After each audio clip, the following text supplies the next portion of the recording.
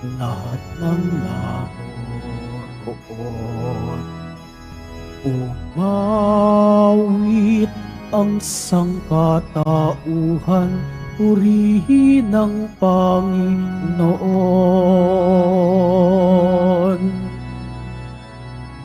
Papuri sa kaitaasan, siya'y papurihan, Diyos ng lahat. O papuri sa kaitaasan, siya'y papurihan, ngayon at magpakailanman. Sa ngala ng Ama at ng Anak at ng Espiritu Santo, Amen. sumainyo ang Panginoon. At sumaiyo rin. Mga kapatid, aminin natin ang ating mga kasalanan upang tayo'y maging marapat gumanap sa banal na pagdiriwang. Tayo pong lahat, inaamin ko sa makapangyarihang Diyos At sa inyo, mga kapatid, na lubha akong nagkasala sa isip, sa salita, sa gawa, at sa aking pagkukulang. Kaya isinasamo ko sa mahal na Birheng Maria, sa lahat ng mga anghel at mga banal, at sa inyo, mga kapatid, na ako'y panalangin sa Panginoong ating Diyos. Kaawaan tayo ng makapangyarihang Diyos, patawarin tayo sa ating mga kasalanan, at patnubayan tayo sa buhay na walang hanggan. Amen. Panginoon, kaawaan mo kami. Panginoon, kaawaan mo kami. Kristo, kaawaan mo kami. Kristo, kaawaan mo kami. Panginoon, kaawaan mo kami. Panginoon, kaawaan mo kami. Manalangin tayo. Ama naming makapangyarihan, lingid sa aming paningin ang mga inihanda mo para sa mga nagmamahal sa iyo. Padaluyin mo sa amin ang agos ng iyong pag-ibig upang sa pagmamahal namin sa iyo ng higit, makamtan namin ang iyong mga pangakong di malirip na hindi pa sumagi sa isip namin o panaginip. Iniluluhog namin ito sa pamamagitan ni Jesucristo kasama ng Espiritu Santo magpa sa walang hanggan. Amen. Magsiupo ang lahat. Pagbasa mula sa aklat ni Propeta Ezekiel. Sinabi sa akin ng Panginoon, Tao, sa isang iglap ay kukunin ko ang taong pinakamamahal mo, ngunit huwag mong itatangis ni iluluha. Maaari mong daanin sa buntong hininga, ngunit tibayan mo ang iyong loob. Manahimik ka at huwag iparirinig ang iyong pagtangis. Huwag kang lalakad ng walang sapin sa paa at lambong sa ulo, na tanda ng pagluluksa. Huwag mong tatakpan ang iyong mukha, ni kakain ng pagkain ng mga upahang taga-iyak. Umaga nang ako'y magsalita sa mga Israelita. Kinagabihan, namatay ang aking asawa. Kinaumagahan, ginawa ko ang iniutos ng Panginoon. Tinanong ako ng mga tao, ano ang ibig mong sabihin sa ginagawa mong ito? Sinabi ko sa kanila, sinabi sa akin ng Panginoon, na sabihin ko sa sambahayan ng Israel ang ganito, ang aking templo na siyang sagisag ng inyong kapangyarihan at kasiyahan ay sasalaulain at papatayin sa tabak ang inyong mga anak. Tularan ninyo ang ginagawa ko. Huwag kayong magluluksa ni malulungkot. Mag-ayos kayong tulad ng dati, nakaturbante at panyapak. Huwag kayong tatangis o luluha. Dahil sa inyong kasamaan, mangangayayat sa matinding himutok ang bawat isa sa inyo. Sinabi ng Panginoon na ang mangyayari kay Ezekiel ay magiging babala sa inyo. Kung mangyari ang lahat, tularan ninyo ang kanyang ginagawa. Sa gayon, makikita ninyong ako ang Panginoon. Ang salita ng Diyos. Salamat sa Diyos. Ang Diyos ay tinalikdan ng kanyang mga nilalang. Ang Diyos ay tinalikdan ng kanyang mga nilalang. Tinalikdan nila ang Diyos na lumikha sa kanila. Ang Diyos na sa kanila'y nagbigay buhay. Nasaksihan niya ang pagsamba nila sa Diyos-Diyosan. Kaya't kanyang itinakwil, sila na itinuring niyang mga anak. Ang Diyos ay tinalikdan ng kanyang mga nilalang. Sinabi niya, tatalikdan ko sila. Tingnan ko lang kung ano ang kanilang sapitin, pagka sila'y isang lahing masama, mga anak na suwail. Ang Diyos ay tinalikdan ng kanyang mga nilalang. Pinapanibugho nila ako nang sambahin nila yaong hindi Diyos.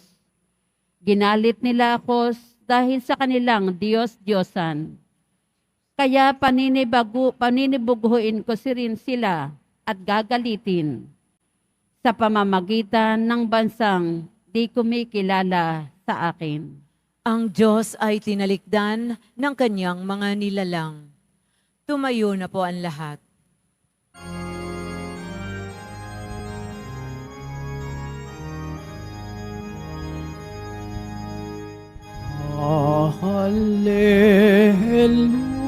Hallelujah, hallelujah, hallelujah, hallelujah.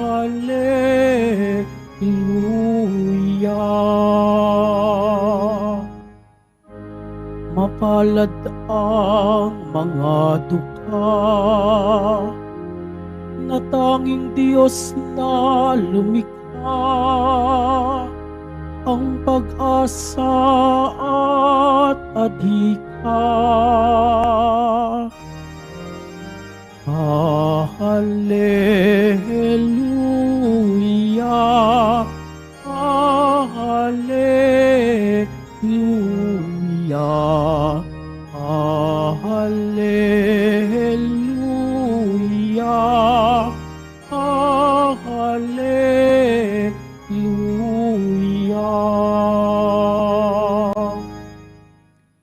Sumainyo ang Panginoon. At sumaiyo rin. Ang mabuting balita ng Panginoon ayon kay San Mateo.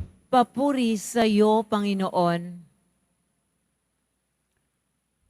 Noong panahong iyon, may isang lalaking lumapit kay Jesus at nagtanong, Guro, ano pong kabutihan ang kailangan kong gawin upang magkamit ng buhay na walang hanggan? Sumagot si Jesus, Bakit mo ako tinatanong kung ano ang mabuti? Iisa lamang ang mabuti. Kung ibig mong magkamit ng buhay, sundin mo ang mga utos. Alin-alin po? Tanong niya. Sumagot si Jesus, Huwag kang papatay, huwag kang mangangalunya, huwag kang magnanakaw, huwag kang magsisinungaling sa iyong pagsaksi. Igalang mo ang iyong ama at ina, at ibigin mo ang iyong kapwa gaya ng pag-ibig mo sa iyong sarili. Sinabi ng binata, Tinutupad ko na pong lahat iyan. Ano pa po ang dapat kong gawin? Kung ibig mong maging ganap, humayo ka, ipagbili mo ang iyong ari-arian at ipamahagi sa mga dukha ang pinagbilhan. Kapag ginawa mo iyan, magkakaroon ka ng kayamanan sa langit. Pagkatapos, Bumalik ka at sumunod sa akin, sagot ni Jesus. Pagkarinig nito, malungkot na umalis ang binata sapagkat siya'y napakayaman. Mga kapatid, ang mabuting balita ng Panginoon. Pinupuri ka namin, Panginoong Heso Kristo. Magsiupo ang lahat. Magandang umaga po sa lahat. Hayaan natin na ang Ebanghelyo sa umagang ito ang siyang magbigay sa atin ng gabay sa ating paglalakbay sa buong maghapon. Ang taong narinig natin sa Ebanghelyo na kausap ni Jesus ay mayroon dalawang kabataan at kayamanan. Dalawang bagay na kapag meron ka, parang you are on top of the world. Kabataan, malakas, wala pang iniindang sakit, wala pang sakit sa tuhod o sa balakang o sa anuman, malakas. Kayang tumakbo, kayang tumalon, lahat kayang gawin. Kapag kabataan, the possibilities are endless. Kahit ano pwedeng kainin. Kabataan, youth. So ito yung meron siya. At ang pangalawa ay kayamanan. Bukod sa kaniyang pagiging bata o youth, for that matter, siya ay napakayaman. Sinabi sa Ebanghelyo, napakayaman, hindi natin alam. Siguro sa kaniyang pagiging kabataan, nagkaroon na siya ng kaniyang first 2 million pesos or 3 million pesos na hindi kayang gawin ng iba. Tumanda na yung iba, hindi pa nakakita ng ganun, katulad ko. Hindi ko alam kung ano ang itsura ng 2 milyon. Kabataan at kayamanan. Kaya nang makita niya si Jesus, siya ay nagtanong. Siguro damang-dama nung batang ito na siya ay youthful, no? Masigasig. Tapos siya ay mayaman. Pero meron siyang hinahanap pa. Hindi pa pala sapat yun, yung kaniyang pagiging bata at pagiging mayaman. Ano po ang gagawin ko para ako'y magkaroon ng kayamanan o buhay na walang hanggan? Maliwanag ang sagot ni Jesus. Sundin mo ang mga utos. Kaya nga nagtanong siya, alin-alin po doon? Ilan ba ang mga utos? Mula sa 10 na basic na 10 commandments, lahat yun nagkaroon ng iba't ibang interpretation at naging 613 lahat ng mga batas ni Moses. Kaya siya ay nagtanong, alin-alin po doon? Kaya Jesus specified the law.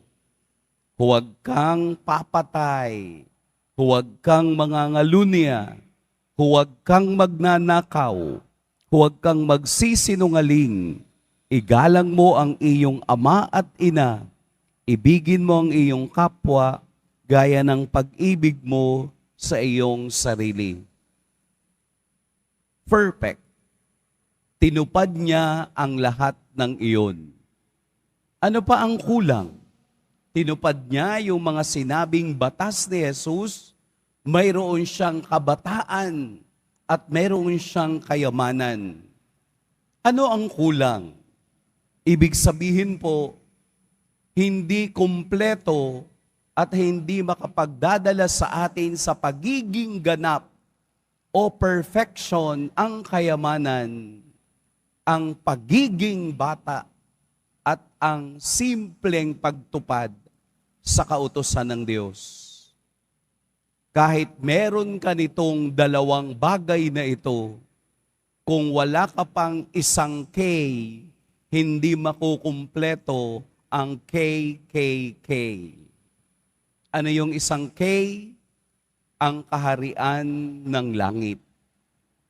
Ang kaharian ng langit, ang kayamanang hindi pwedeng ipantay sa pagiging bata o kabataan. Bakit?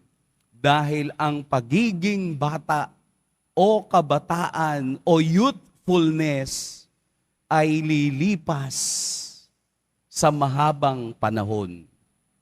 Ang tao ay hindi mananatiling bata kailanman. Kahit na siguro ang pinakamagaling na doktor sa buong mundo ay hindi kayang gumamot na manatili ang tao na bata habang buhay. Ang kayamanan ay nauubos at nalulustay. Pero ang kahuli-hulihang kay, ang kaharian ng Diyos, ang panghabang buhay. At ito ang ipinapakita sa atin ni Jesus. Magkakaroon lamang ng completion o perfection ang lahat ng bagay kung ikaw ay susunod sa akin at iyon ang hindi niya kayang gawin. Bakit? Dahil ang pagsunod kay Jesus ay paglimot sa sarili. Ibig sabihin, ang pagiging kabataan mo ay kakalimutan mo at susunod ka kay Kristo.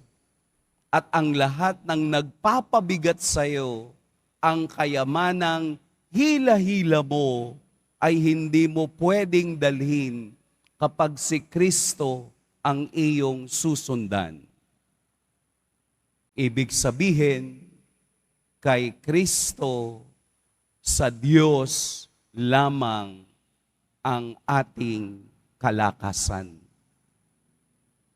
Napakarami na pong mga banal, mga santo, na nagbigay ng kanilang buhay, iniwanan ang lahat at sumunod kay Kristo. Si San Francisco ng Assisi, na nag-iisang anak ng pinakamayamang tao sa Assisi noong 15th century, ay iniwanan ang pagiging kabalyero at sumunod kay Jesus sa pagbibigay ng halimbawa sa mga may hirap at sa mga may ketong. At sumunod pa ang napakaraming tao na handang iwanan ang kabataan at handang iwanan ang kayamanan para ipagpalit sa kayamanang hindi mauubos kailanman. Kaya po, tayo ay patuloy na manalangin sa mga batang masisigasig at matatapang na tumugon sa Diyos sa tawag ng paglilingkod kay Kristo. Atin pong ipanalangin ang mga kabataang tumugon para magpari upang maging kasangkapan ng Diyos sa misyon niya sa mundo. Mga kabataang masisigasig, mga kabataang hindi nagdalawang isip na tumugon sa tawag ng Diyos upang magkaroon ng linaw at laman ang sinabi ni Jesus na sabihin sa kaniyang, humayo ka, ipagbili mo ang lahat ng ari-arian at sumunod sa akin. Maraming sumusunod, pero kakaunti ang nagtatagumpay. Dahil sa ang Diyos ang pumipili at nakakakita ng laman ng puso ng tao at siya ang nagbibigay desisyon kung sino ang kaniyang tatawagin hanggang sa kabilang buhay. Isama po natin sa pananalangin natin ngayon na sana marami pang kabataang tumugon sa tawag ng Diyos. Bakit po? Dahil sa kabataan, napakaraming possibilities na pwede nilang tingnan at sana huwag mawala ang possibility na tumingin sa daan at tawag ng Diyos sa ating panahon. K. Kabataan, kayamanan, pero mas mahalaga ang kaharian ng Diyos sa kabilang buhay. Mag-iingat po kayo ngayong araw. Pagpalain tayo ng poong may kapal.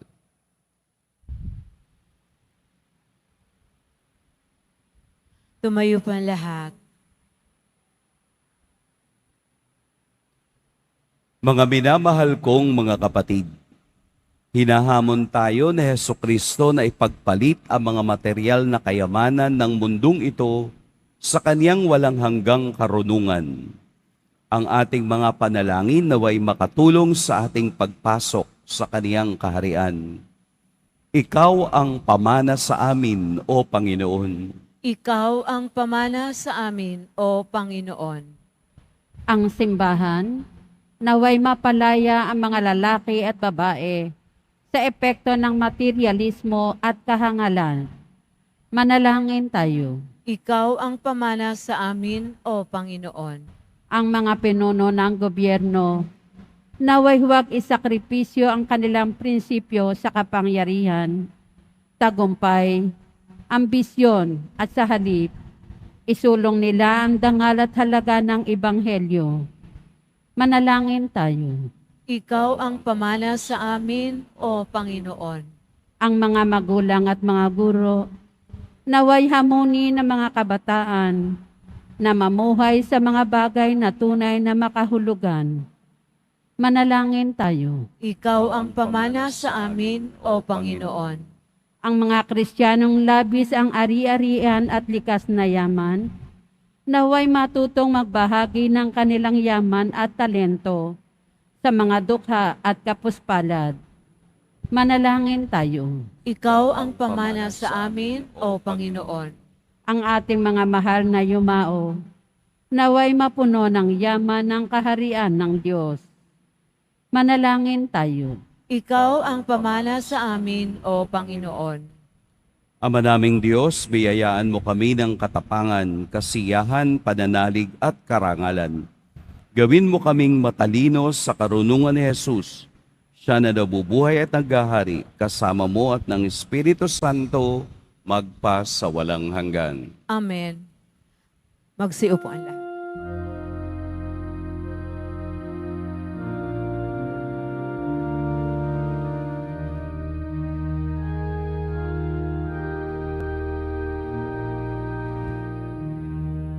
Aming alay sa'yo, Panginoon.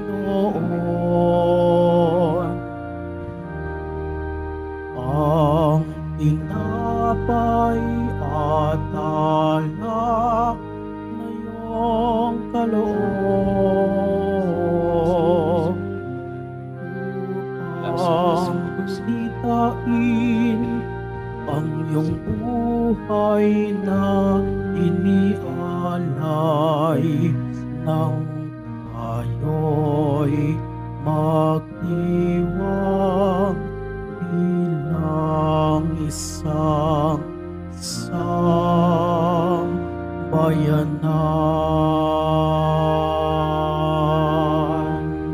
Tumayo po ang lahat. Madalangin kayo mga kapatid upang ang paghahain natin ay kalugdan ng Diyos amang makapangyarihan. Tanggapin nawa ng Panginoon itong paghahain sa iyong mga kamay, sa kapurihan niya at karangalan, sa ating kapakinabangan at sa buong sambayanan niyang banal. Ama naming lumikha, tanggapin mo ang mga alay upang maganap ang pagpapalitan ng iyong kaloob at ng aming handog sa aming paghahain na iyon na ring ibinigay para kami maging marapat na iyong paunlakan sa pamamagitan ni Hesukristo kasama ng Espiritu Santo magpa sa walang hanggan. Amen. Sumainyo ang Panginoon. At sumaiyo rin. Itaas sa Diyos ang inyong puso at diwa. Itinaas na namin sa Panginoon. Pasalamatan natin ang Panginoong ating Diyos. Marapat na siya ay pasalamatan. Ama naming makapangyarihan, tunay ngang marapat na ikaw ay aming pasalamatan.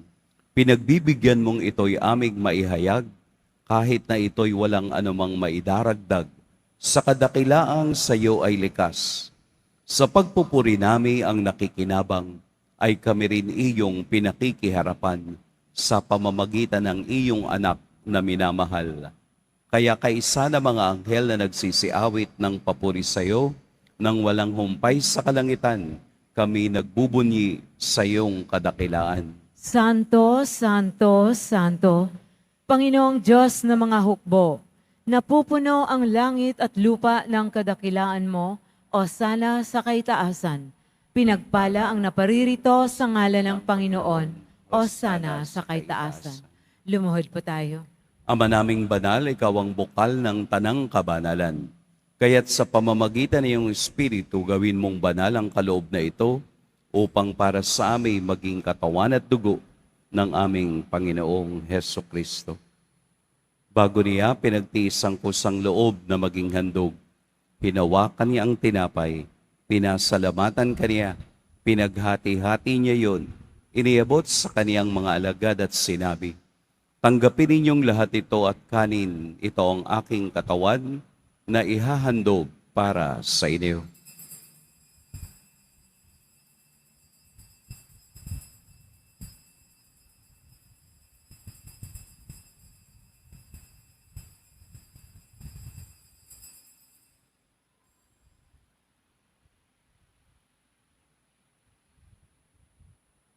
Gayun din naman, noong matapos ang hapunan, hinawakan niya ang kalis, muli kaniyang pinasalamatan. Inabot niya ang kalis sa kaniyang mga alagad at sinabi, "Tanggapin ninyong lahat ito at inumin, ito ang kalis ng aking dugo, ng bago at walang hanggang tipan, ang aking dugo na ibubuhos para sa inyo at para sa lahat, sa ikapagpapatawad ng mga kasalanan. Gawin ninyo ito sa pag-alala sa akin."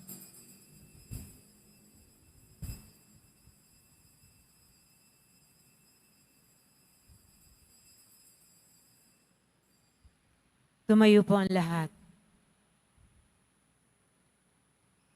Ipagbunyi natin ang misteryo ng pananampalataya. Si Kristo ay namatay, si Kristo ay nabuhay, si Kristo ay babalik sa wakas ng panahon. Ama, ginagawa namin ngayon ang pag-alala sa pagkamatay at muling pagkabuhay ng iyong anak. Kaya't iniaalay namin sa iyo ang tinapay na nagbibigay buhay at ang kalis na nagkakaloob ng kaligtasan. Kami nagpapasalamat dahil kami iyong minarapat na tumayo sa harap mo para maglingkod sa iyo. Isinasamo namin kaming magsasalo-salo sa katawan at dugo ni Kristo ay mabuklod sa pagkakaisa sa pamamagitan ng Espiritu Santo. Ama, lingapin mo ang iyong simbahang laganap sa buong daigdig. Puspusin mo kami sa pag-ibig kay San Francisco na aming Papa at ni Jose na aming Obispo at ng Tanang Kaparian. Alalahanin mo rin ang mga kapatid naming nahimlay nang may pag-asang sila'y muling mabubuhay, gayon din ang lahat ng mga pumanaw.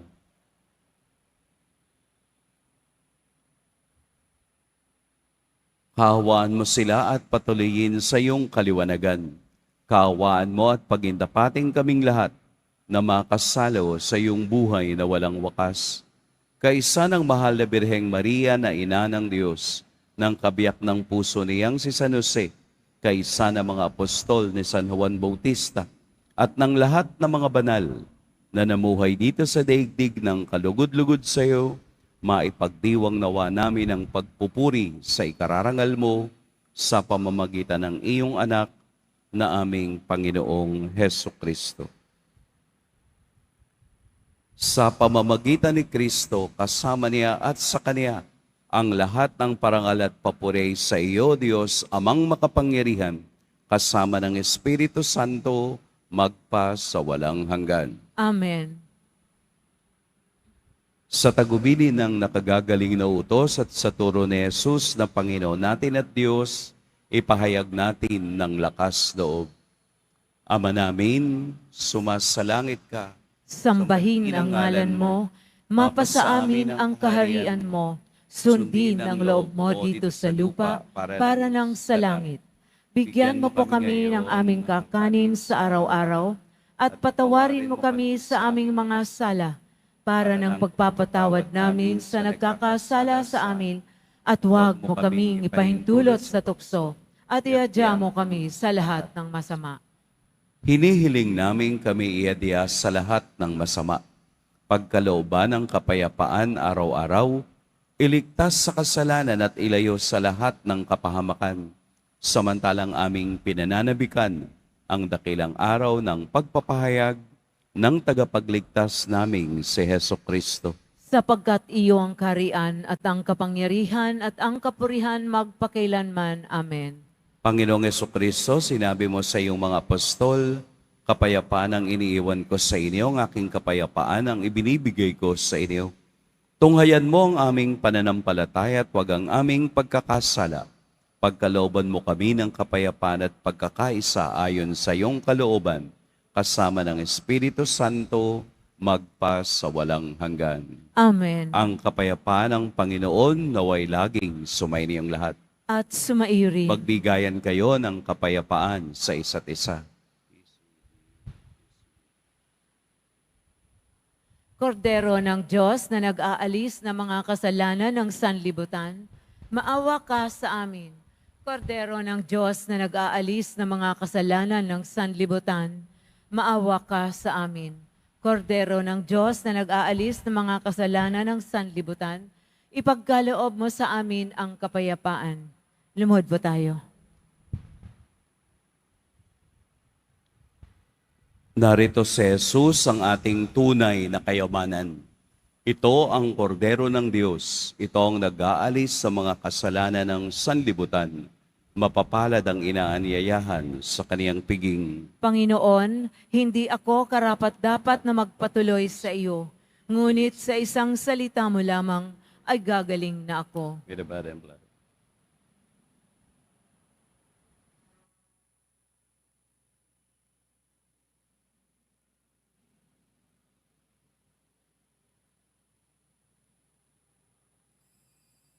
Para sa lahat ng tatanggap ng banal na komunyon, sasagot po tayo ng amen pagkasabi ng pari o ng lay minister ng katawan ni Kristo at isubo agad sa bibig bago umalis sa harapan ng pari o lay minister. Sumunod po tayo.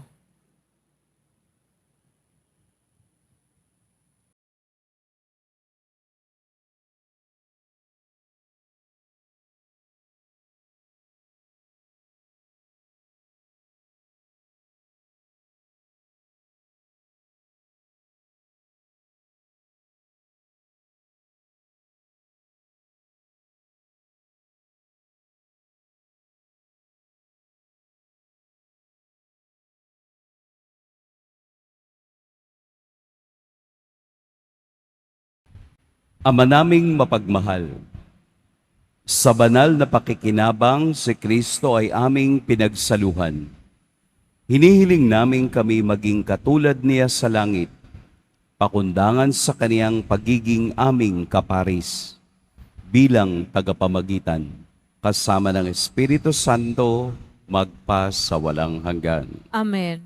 Sumainyo ang Panginoon. At sumaiyo rin. Yumuko kayo para sa pagbabasbas.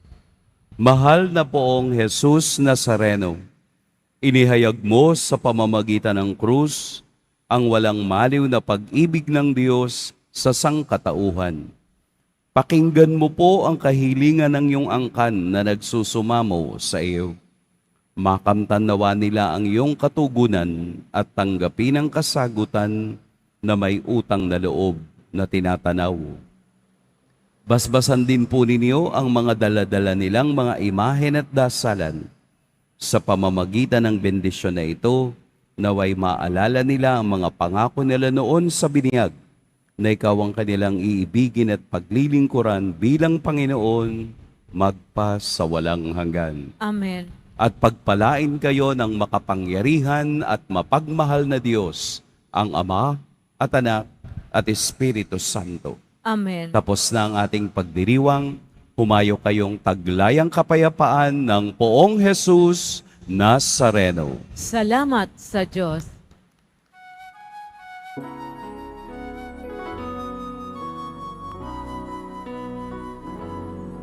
Nuestro Padre Jesus Nazareno, sinasamba ka namin. Pinipintuho ka namin. Aral mo ang aming buhay at kaligtasan. Nuestro Padre Jesus Nazareno, iligtas mo kami sa kasalanan. Ang krus mong pinamatayan ay sagisag ng aming kaligtasan. Nuestro Padre Jesus Nazareno, dinarangal ka namin. Nuestro Padre Jesus Nazareno, niluwalhati ka namin. Nuestro Padre Jesus Nazareno, dinarangal ka namin.